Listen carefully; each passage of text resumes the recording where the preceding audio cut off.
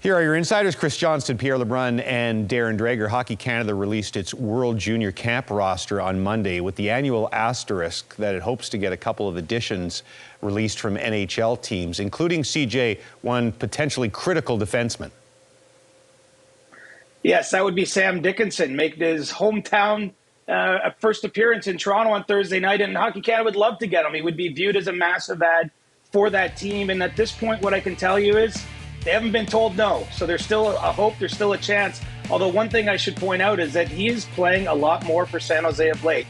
He's become a critical part of their team. They've been doing more winning early in the season. So from the Sharks' end of this equation, it is a big decision, one that's going to involve the coaching staff, I think, in addition to management. Should also mention as well, Berkeley Catton of the Seattle Kraken was another player Hockey Canada had targeted and high hopes for, but he blocked a shot over the weekend with his hand, and he's now out of the mix. Dickinson would be a huge addition. Celebrini's also eligible, but he's not coming out there. The Atlantic Division, it seems like teams are just taking turns having catastrophic runs here. And the latest one, Pierre, is Montreal. Their goaltending situation has not been good whatsoever.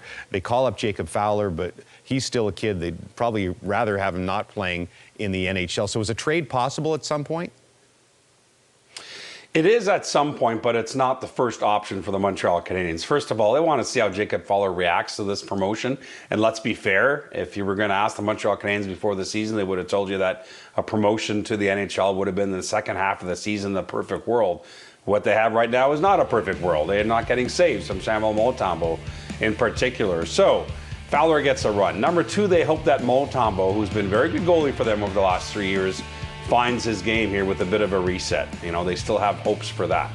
So between those two things, to see how Fowler does and Montembeault rebounds, they hope they can avoid going to the trade market. But the reality is, if those things fail, yes, they'll try and go for a goalie upgrade, but it's been difficult to do in season, as we've seen here over the last couple of years around the league. The most talked about infraction in the NHL the past week, by far, hand pass. It seems like every coach's scrum, they mention it, they're upset about it. Will anything come of this, Drags? Well, look, I mean, the Situation Room applies some criteria in making these rulings by review. The number one question they ask every time something like this occurs, and it is the month of the hand pass, is it direction or is it a deflection?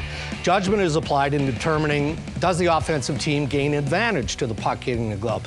Now, we've seen some contentious scenarios. Hagel protected his face. Marchand reached to grab the puck. And Colton Dach stopped the loose puck. This was the easiest of the bunch to declare that it was a hand pass. Contentious, no question, and it will be on the agenda when the GMs meet in March. Pierre, we spent a lot of time talking about the dimensions of the Olympic rink in Milan and whether it'll be ready on time, but assuming it is, what about the officials who will skate on it? Are we looking at NHL officials mostly, international?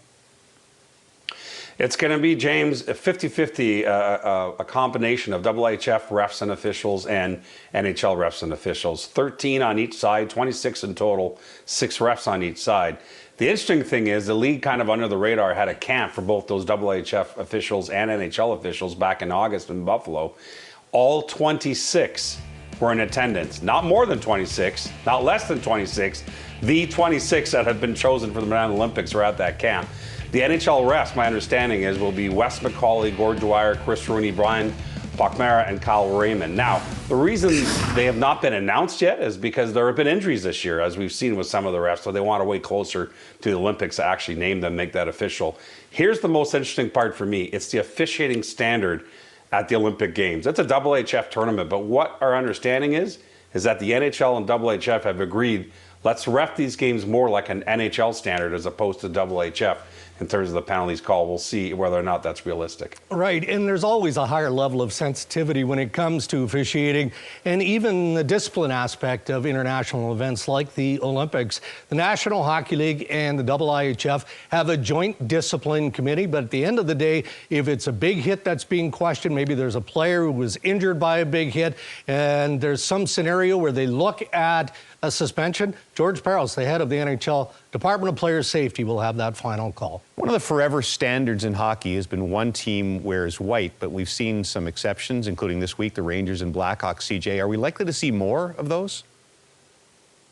Well, if the NHL has its way, yes. You know, one of the things coming out of the Board of Governors this week was the encouragement from the leagues to teams to look for opportunities to do this. And as we reported when we were down there in Colorado Springs, it's going to happen with the Nordiques Canadiens game in January. A Stadium Series game between Boston and Tampa has it planned, but the league has also left it open to two teams. Hey, you can both agree this makes sense as long as there's no confusion on the ice in terms of the colors being too similar. They want to do it, and there's a good reason for that. The NHL sells far more dark jerseys than it does white ones, and so there's a business aspect to it as well.